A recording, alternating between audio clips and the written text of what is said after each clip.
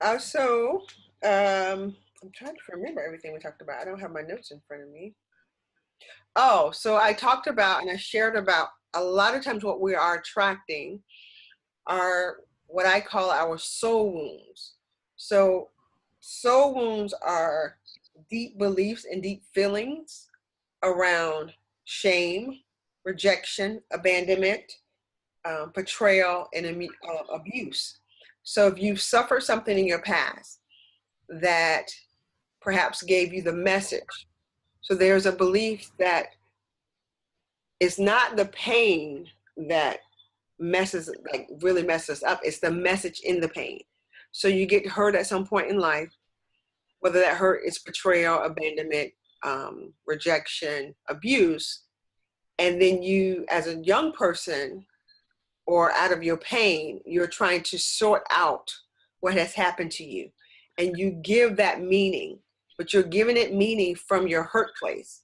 And many times when we have to process ourselves, particularly as a kid, and you give something meaning, the meaning creates a deep wound inside of you. And that wound is that deep belief that now you're carrying about yourself, in an effort maybe to protect yourself, or just a deep belief that maybe you're not even fully aware of. And so when we're operating from the soul wound, I believe the soul wound carries a few different reasons. As a God girl Christian, I believe that God is always trying to heal us. And the only way for us to be healed is to be aware of the wound. And I mentioned last time that the soul wound, unlike as a kid, if you break your arm, your parents know, okay, I need to take this child to the hospital. But when parents, loved ones,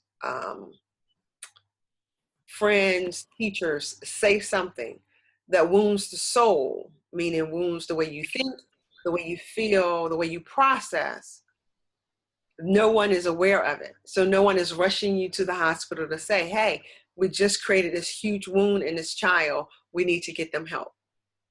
And so I believe like the ideal of the wound is a wound because again, as a Bible girl, God says you're fearfully and wonderfully made. He says you were created in his image. Marvelous are my works, but somehow we don't know that anymore. We've forgotten that I'm created in God's image, that I have all the power and attributes in me to create, to believe, to have, God was a creator. He could speak things into existence. We have those abilities too, but we don't believe it. We don't love ourselves unconditionally because of these wounds. And so I'm learning and have learned that the reason oftentimes we are attracting certain people to ourselves is we are attracting our wound to the wound. Because if you carry it, for instance, like for me, if I carry a deep belief that no one loves me, then I'm going to attract people to me to prove that true in my life. And I believe the ultimate goal for God Love Universe is that I need her to come to awareness that that's what she believes about herself. But the way life works is I just keep repeating that pattern because I'm not even aware that this is a belief. And so I meet men or meet women even who are friends who reject me because I think nobody loves me. And so my behavior, my thoughts, my actions reveal things that would make people have to kind of be like, oh, yeah, I can't really do Kanisha. She's this, she's that, because that's what I'm putting off. So I believe that's what we attract, that because of the hurt and the pain that we are oftentimes moving from, that we are unaware of. Hi, Kanisha. Can you Hi. hear me? Yes. Um, so we do last Thursday's session. Um, the wound thing, I looked it up and I tried. Hi, Natasha. Christina, can you talk a little louder? If we have insight about what that wound is, and we can sort of logically say, okay, yes, this is what the problem is. This is what I face. Um, personally, I'm not seeing a pattern of people that I attract necessarily, but I can see that there's a pattern in my own behavior, probably related to this wound. One, So the next step for me is to say, okay, I see the wound, I understand where it comes from. How do I get out of that cycle of repetition? that is a great question. And that is literally what we're going to focus on tonight. How do you deal with the wound? And I like the fact that you said you don't see it in other people, but you do see the patterns in yourself. And that's great, because the reason I encourage people to see it in other people is because many of us aren't ready to look at our own stuff yet. Ah, yes. So we'll look outward and we will say, like for me, I used to be the victim of my life. So I would always meet, I used to call it the used to be guy. So I would meet the guy who, I used to have a car, I used to have a house. Oh, yeah. But I know, like, part of that attraction for me back then was I had this need to fix people. So I would attract men who, like, I perceived as, oh, I can help them, I can fix them. You see, because I was carrying that. But had you asked me when I was in that place, I would have just been like, I don't know why I keep meeting broke men, or I don't know why I keep meeting guys who, yeah, they find me attractive, but they don't want to be my man. Because that was kind of my pattern. But I wouldn't have known to look at myself to say, okay, Kanisha, what are you putting off? So I think, so it's great that you did that. Does anyone else have another question before I kind of fall into how do we heal from these wounds? No. Okay, let me make sure I unmute everybody that I muted so that they feel like they have an opportunity to talk to. So Mo, I'm using the name that I know you by, Reese, Natasha. Do you guys have any questions before I move on? No question, no question. Okay. No, I'm okay. So Tina, I will address, earlier I mentioned soul wounds. So the soul, in the way I'm talking about it, is your emotions, the way you feel, the way you think, and the way you behave. And so anytime you have a belief, so a thought that says, I'm not good enough, I'm not loved, no one is ever gonna love me, people leave me. You have that deep belief, that's what I call a wound to your psyche, to your soul. Okay. Got it? Okay. Mm-hmm. So. To your soul, is that S-O-U-L, the soul? Yes. Yes.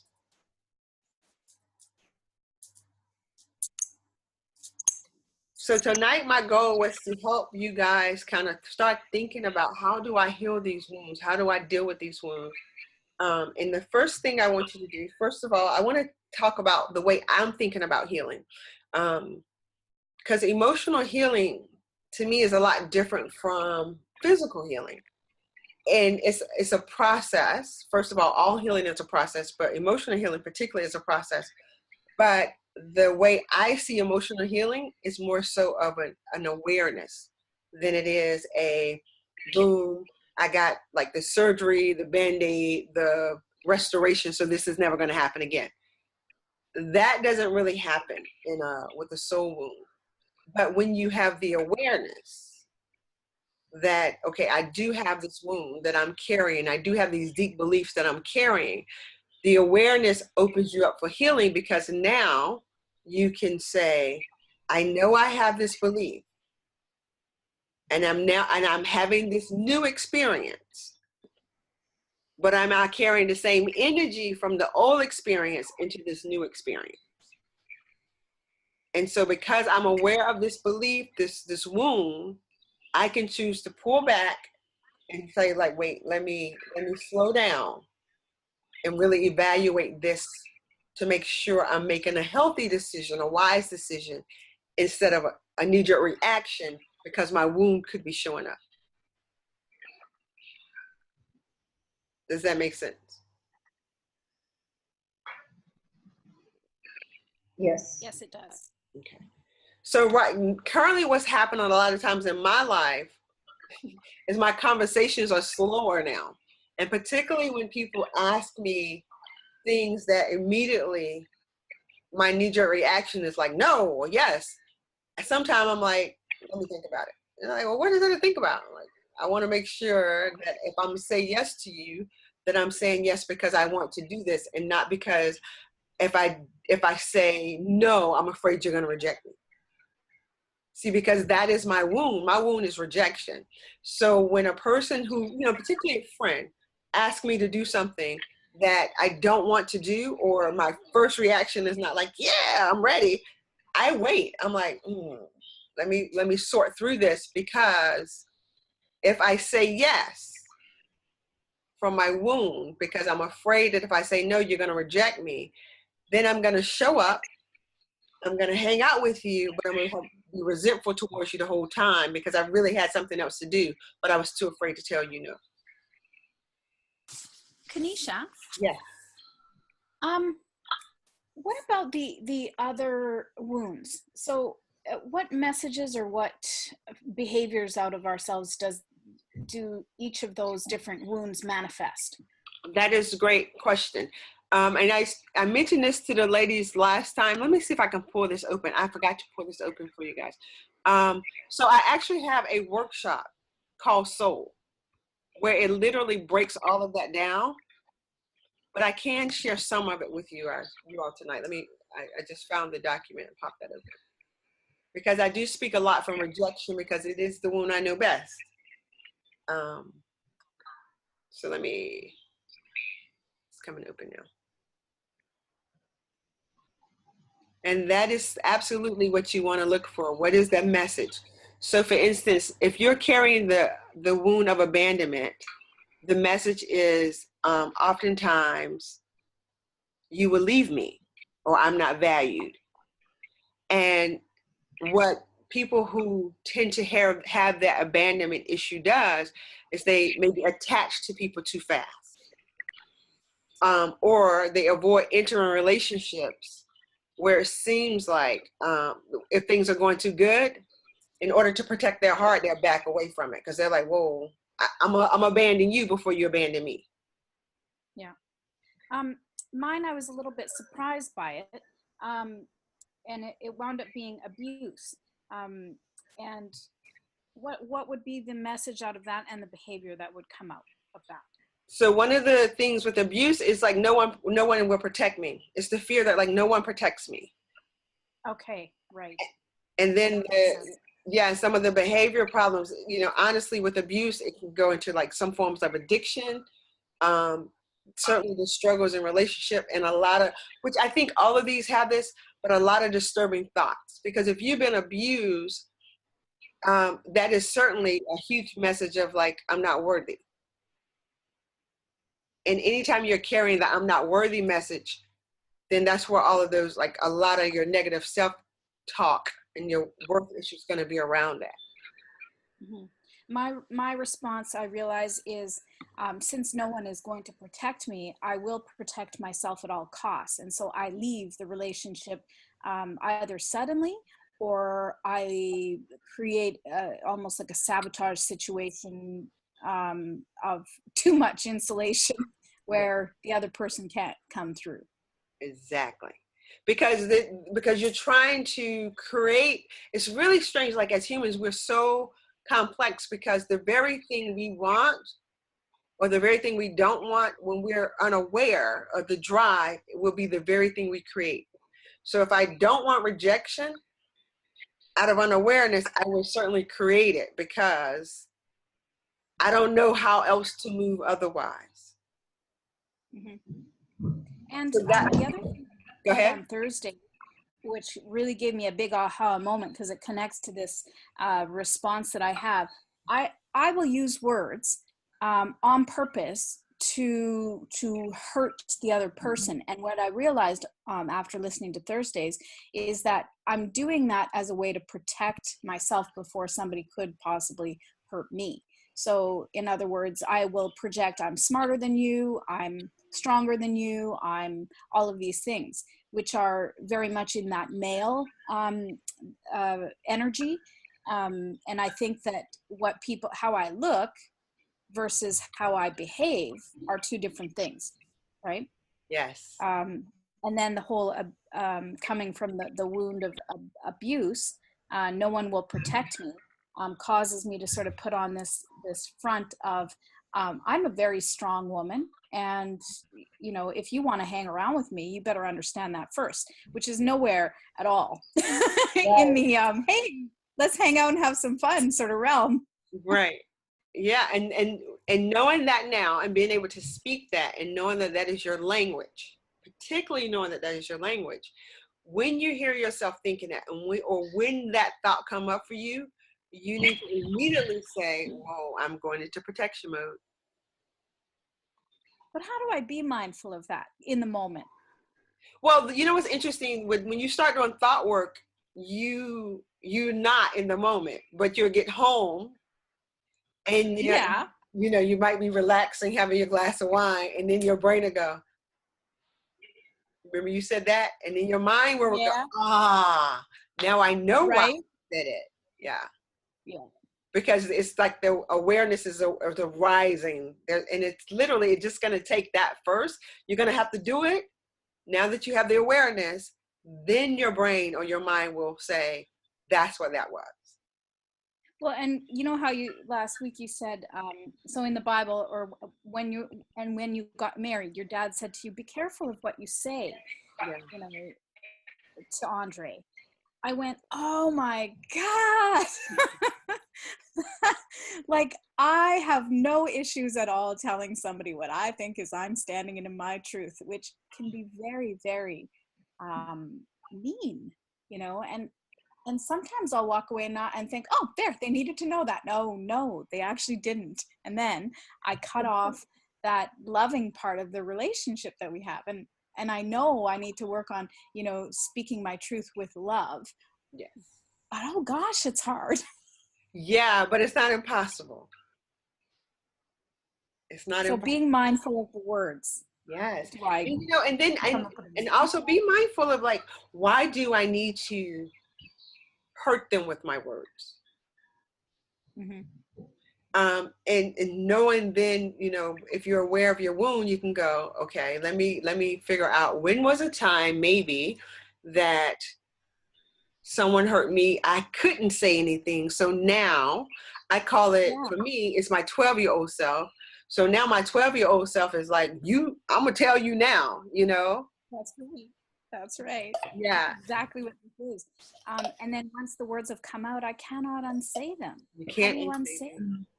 You can't unsay them. And that is the thing. But what you could do when you're ready to move and when you're operating in the healing is you could be very honest and say, listen, when I get scared or when I think you're going to hurt me, I lash out with my words. And I know I'm putting myself on the line and you may not ever want to talk to me again, but I need you to understand that's what that was. That's better than trying to protect yourself so much that here's the relationship, because the relationship may end either way, but at least the first time you do that, it opens your heart and your mind to do it again. And so one of the things about healing, it says, is you have to be willing to learn a new way of thinking, behaving, and being. That's what healing is. And if you can't make room for a new way, what you're doing is just saying, okay, well, yeah, that stuff sounds good, but I'm not changing. Because many times we think our wound is our personality, but it's not your personality. It's your protector. It's trying to protect you, but it will not help you grow. So for the time being, I actually am drawing a little heart on my hand so that I don't hurt people's feelings and so that I'm mindful of it. Yeah. Okay, so I'm going to look up ways that I can change that behavior, because I have been operating on the idea that it's okay for me to position myself so that others cannot hurt me, and that I'm well within my right to do that. And certainly I am, but it must be done with care and love, right? Yes. Yeah. And yeah, because by no means, I'm not inviting anyone to be a victim to other people. But there is a way to say what you need to say. And no, and oftentimes what I've learned is, that's when I say my conversations are slower. Mm-hmm. People don't like it, but they're like, well, what's taking you? I'm like, I'm trying to find the right thing. I'm trying to process this. I want to speak to you from my whole place and not my hurt place. Yeah. Yeah. So I can it's do going to that. take me a little bit longer to process those words than the words that would normally come out. Yeah. Yeah. Yeah. Okay. I'm going to hold my tongue. Yeah. And I've certainly, like, some of the new friendships I've met here, I've been able to say, you trigger my rejection wound. And I don't want to ask you to change, and I don't want to ask you not to be in my life. But what I want to invite you to is that if you're going to be in my life, we're going to have to do relationship differently. I'm going to probably push you harder than you've been pushed. And if you don't want this, I'm okay with that. But that's who you're entering a relationship with. And some people be like, whoa, what? Like, Yeah. you know, and they're like, I don't even know what you mean by all those words. I'm like, well, I want to be able to tell you when you just did something to hurt me, instead of like me holding on to it and being mad with you. Uh-huh. But I don't want to like fully make you responsible for my feelings. I just want you to be aware, so that then later I'm not holding on to it when we're having conversation later.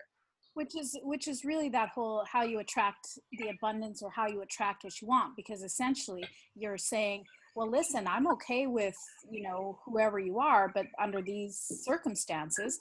Yes. And then all of a sudden those other people start to fall away like dead skin. Yep. Exactly. Because the person who does not want to be in that level of relationship with you, then you got to think, oh, do I really want to continue to be in this level myself? And anyone who has abandonment issues, that's also hard, because abandonment, which is not where I operate from, but have seen it a lot in people, I think it's a very common one. When that abandonment one kicks in, for those who deal with that, they don't want anyone to go. It doesn't matter what the quality of that relationship is, it's still hard for them to let it go. Yeah. And what we're often doing is we're rehearsing or replaying back the first time that happened, or with the person that it happened with. And we're doing it completely unaware. There's no consciousness to it. That's why I keep using the word awareness. I love it. Like when I started learning this kind of work, it literally felt like an awakening. And I remember saying to Andre, I said, I never watched the whole movie Matrix, because action movies bore me after a while. I'm like, that's not, But that part where he goes, do you want the red pill or the blue pill? Mm-hmm. To me, that's what Yeah. it feels like. That's what the awakening feels like. Yeah. And so you can continue. Remember in the movie, he goes, well, you can continue to live kind of like unaware and not knowing what's happening and move on through life. Or you can awaken and go, wow, like, okay. But what I will tell you, when you move into this awareness, and this is going to be scary to some people, you will lose friendships. Oh, yes. And that's why I say those abandonment people, that's going to be a hard thing for abandonment people, because all of a sudden it's going to be, these people are falling out of your life. And then you think to yourself, oh, it's something that I've done again. So this isn't working. Bam, you're back at square one. But as you open up and start getting to know yourself that way, you will begin to see, oh, this isn't me. This is them needing me to be broken. It's them needing me to be. My dad and I have had a strenuous relationship for probably about the last 6 years, because I started this awakening process. Mm. And then, like, now he's coming around the corner, and he spent some time with me. He says, you are so happy and have so much peace.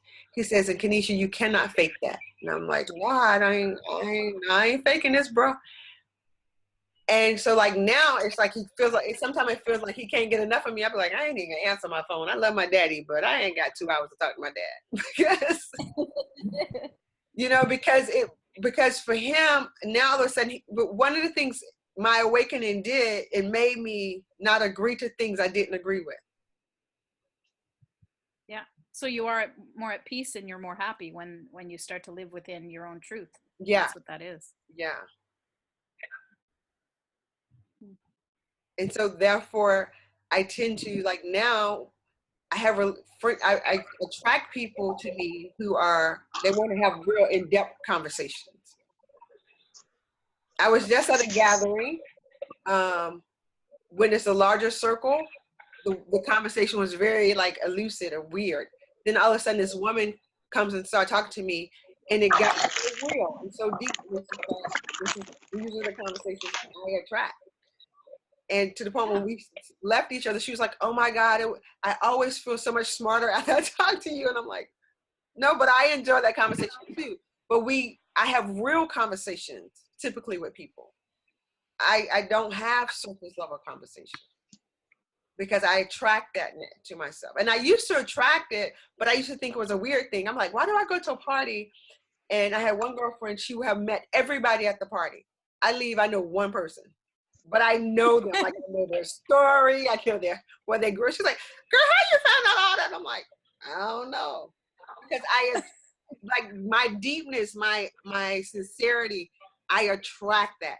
Or I repel it. There are people who I feel like they see me and I'm like, I ain't even done anything, but that lady, she won't even stand beside me. And it always makes me kind of laugh because I know that there's an energy about me that for some people, they're like, I don't know what it is with that lady, but I can't be around her. And I'm okay with that. And you ought to be, because that's it's a gift that you have. And you and I have had the conversation about gifts. Yeah. And you know, that is a gift. And the work that you do, it's here to attract those people that are needing it at that time, right? Yeah. Those people might come back later. And that is what I usually get. So that is what I mean when I say, when you start learning who you are and you start healing those broken pieces, particularly in your mind, the way we think about ourselves, then you can start attracting to yourself the type of friendships, the type of love, because it's going to get clear to you. You're going to start thinking, why do I have to be like that when I'm with them? And you're not going to want to be what you're not with them anymore. And so you're like, yeah, I'm good. I don't want to go. And that doesn't mean there won't be times of loneliness, but if you're honest, there are times of loneliness anyway.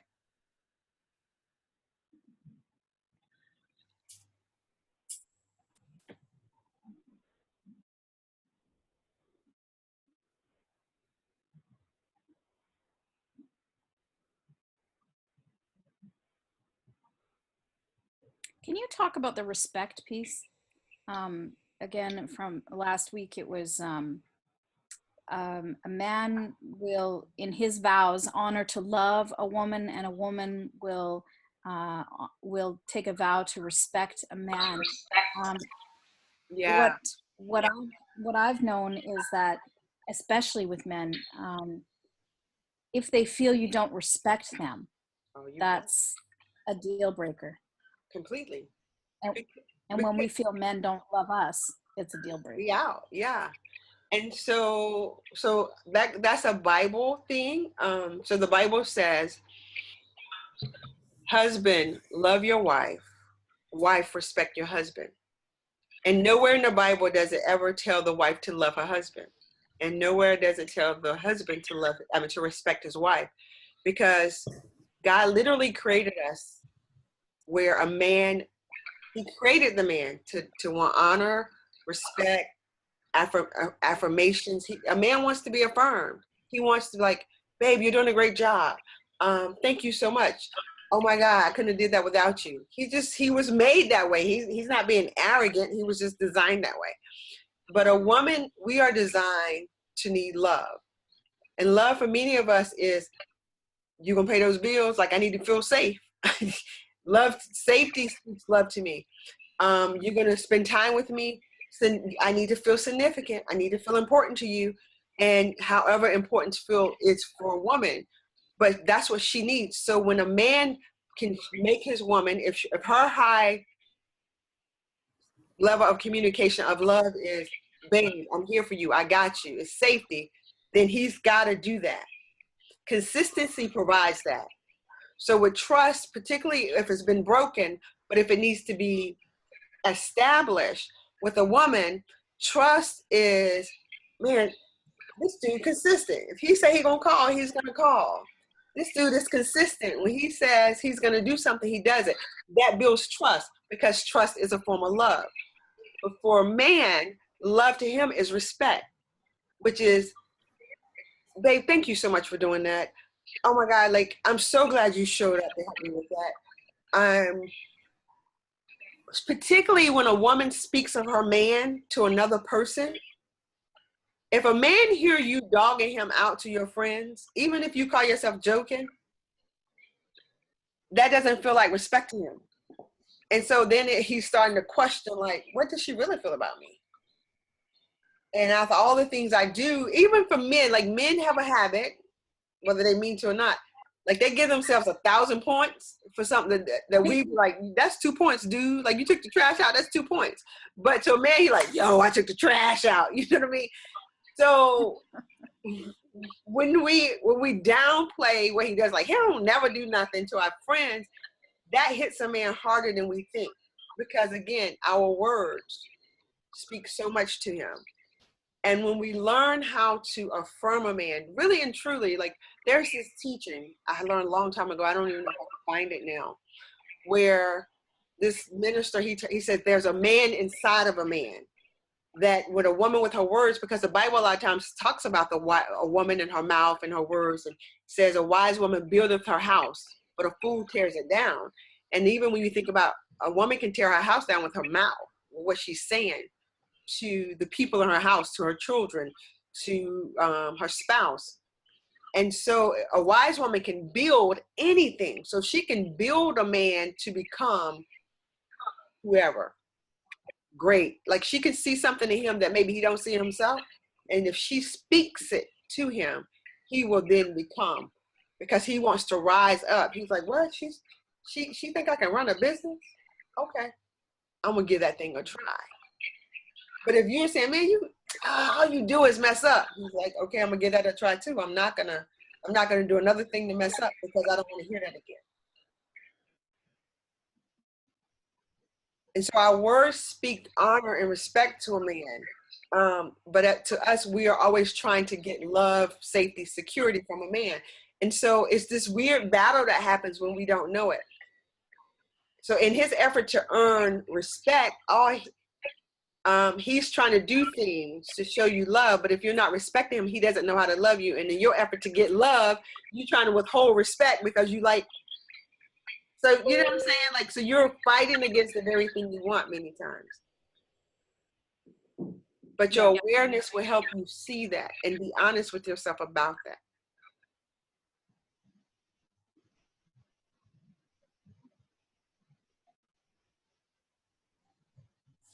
And when we learn to mend our own soul wound, one, we're going to have more compassion for those in our lives, because you're going to go, I think they're operating from their wound.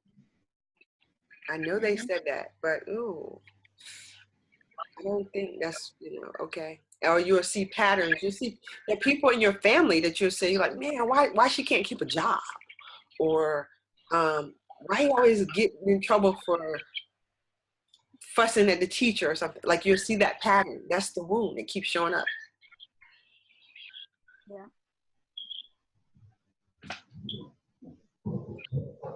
So tonight, what I want to offer you guys as you move forward, one and foremost, if you want to, like I said, this summer, my goal is to offer more online courses. So if you wanted to do soul with me, soul is literally, we go through all of those wounds. You will learn what the wound speaks, the message of the wound. You're going to learn like some of your behaviors because of the wound. And then you're going to learn how to start processing out of the wound, like actual steps to take to deal with this. If you don't want to do the program, and I understand, tonight, at least I want you to walk away with, realize that the decisions you're making, the choices, and oftentimes the reaction, if you're not aware of your wound, could be happening from your wounded place instead of your healthy, whole place. And when you can begin to operate from a healthy, whole place, I promise you, you make better decisions.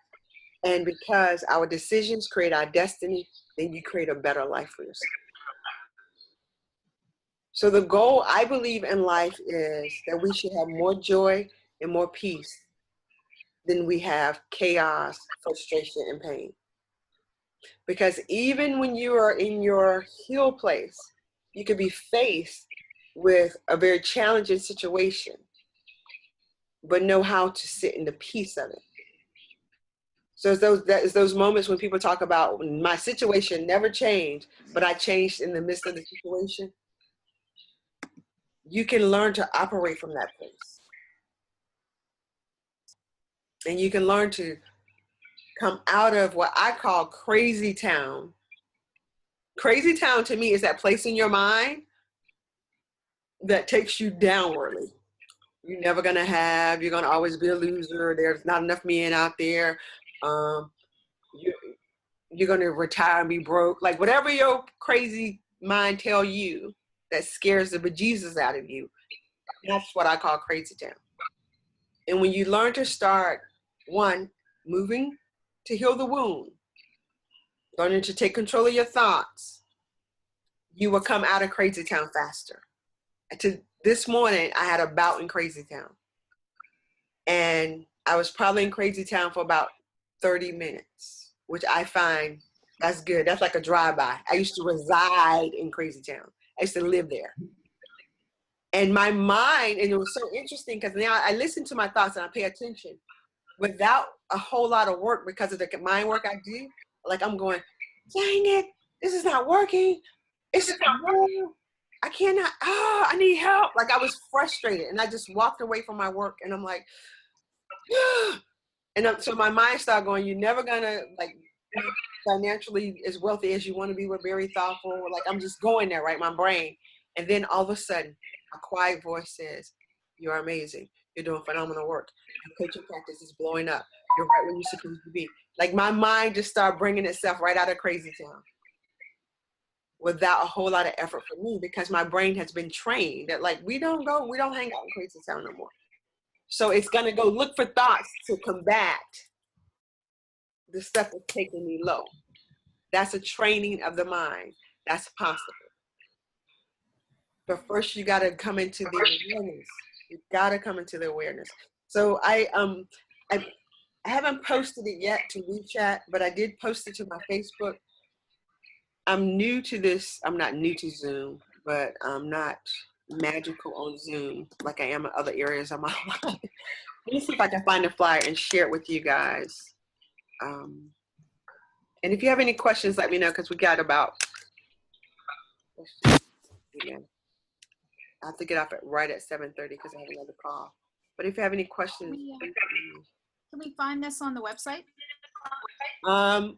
You know, I haven't posted to the website yet, but I can, let me see if I can even send it here. I don't know how to. I wonder, can I attach files? Allow teams to screen share.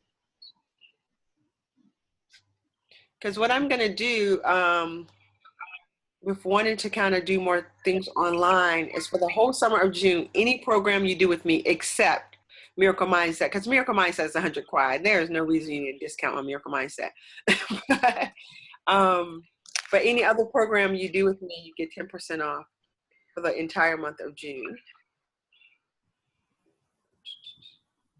And it would help if I knew what I call things.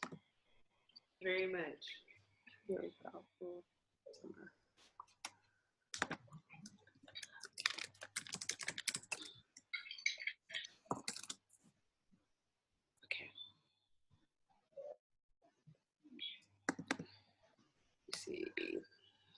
screen share.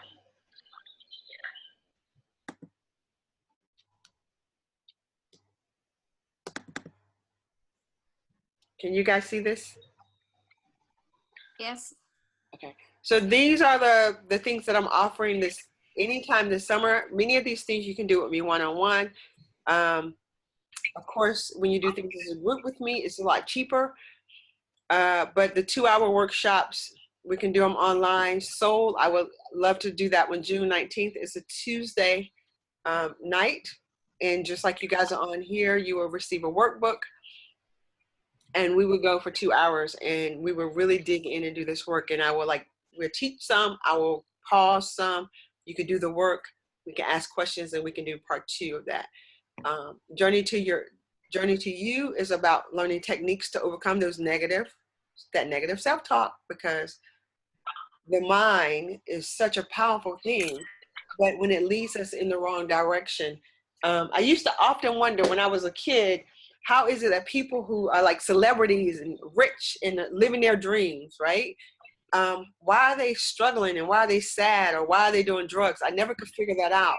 And now I realize it's because regardless of what's happening on the outside of you, if your mind is driving you crazy and you're trying to escape with drugs, or like recently Kate Spade sadly committed suicide. And people look at this woman, she's successful, she owns purses, we're all out there trying to buy her product. So what's going on in her life? A lot of us like to think that when people have that much happening to them, their life should be great, but what's going on in the mind, So we want to know how to control that self-talk. Now that I imagine her depression was way deeper than anything I can help with. But many of us just deal with negative self-talk that no one has told us we have the right to control. And that's what I want us to help do.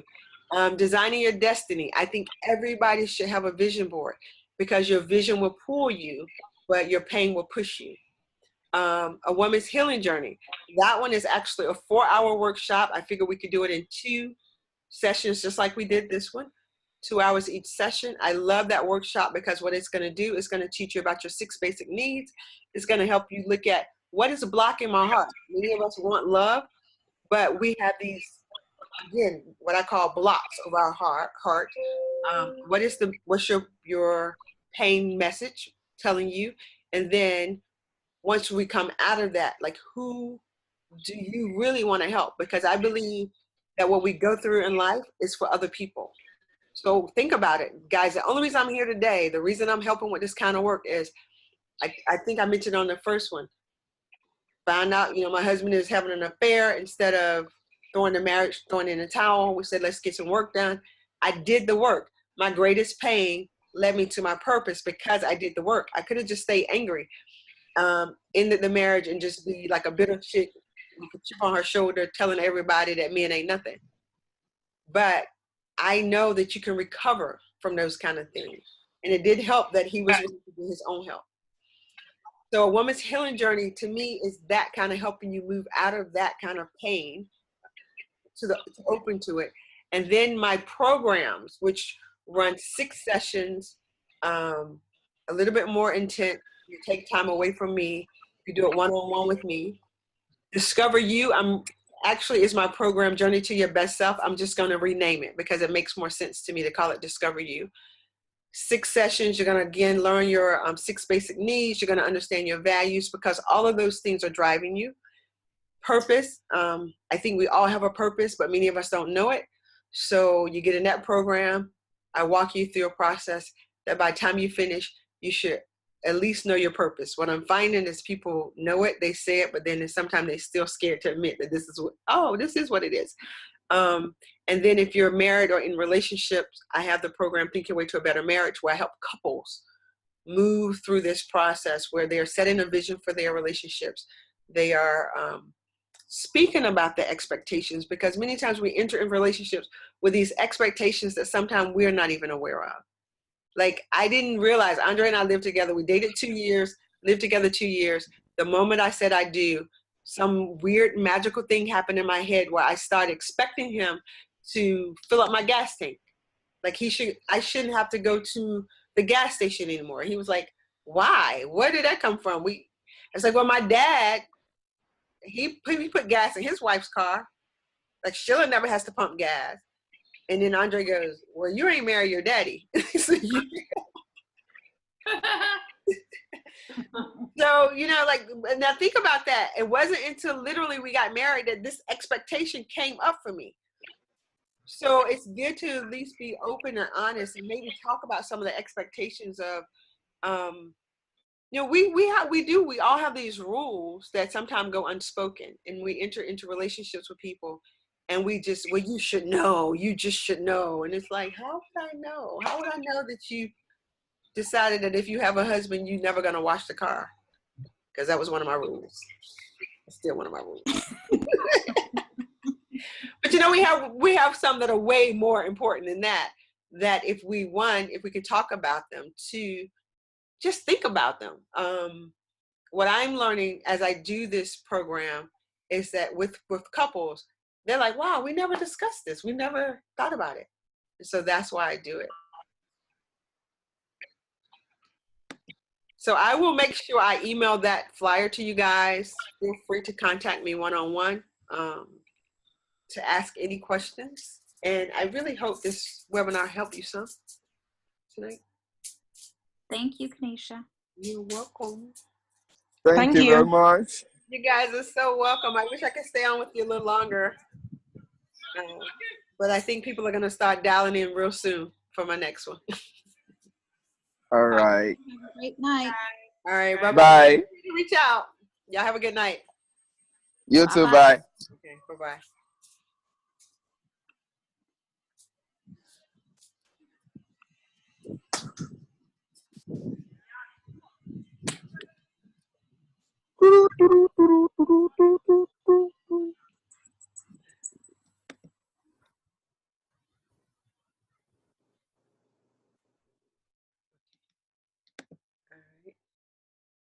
So hi, Loretta. How are you? Good. Hey, Reese. I see you stayed on. Thank you. Hey, can you hear me? Can you Yep. guys hear me? Okay. So Lena, you're still hanging on. Did you have a question from the last webinar? Because this one we're about to start one of the programs.